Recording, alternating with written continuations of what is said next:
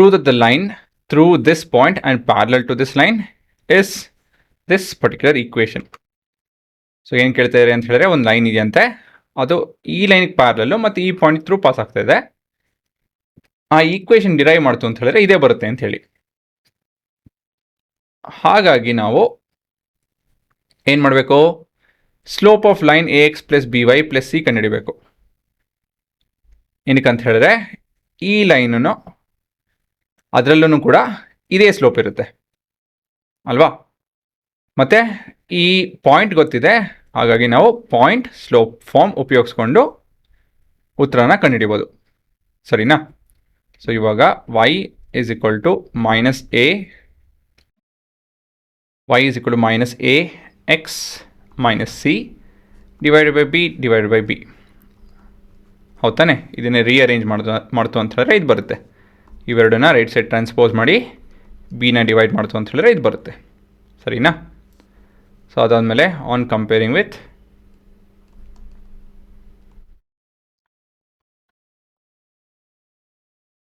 y is equal to mx plus c, we have y is equal to or m is equal to minus a by b.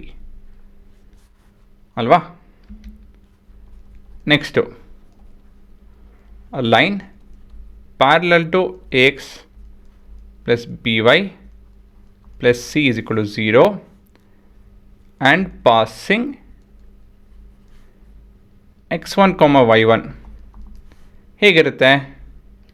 As per the equation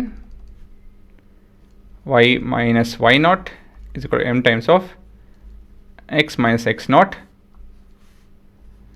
We have y minus y1 is equal to minus a by b times of x minus x1. So ಇವಾಗ ನಾನು ಸ್ವಲ್ಪ ಇದನ್ನು multiply ಮಾಡಿ rearrange ಮಾಡ್ತು ಅಂತ ಹೇಳಿದ್ರೆ b times of y minus y1 plus a times of x minus x1 ಇಸ್ಕೊಂಡು 0 ಆಗುತ್ತೆ.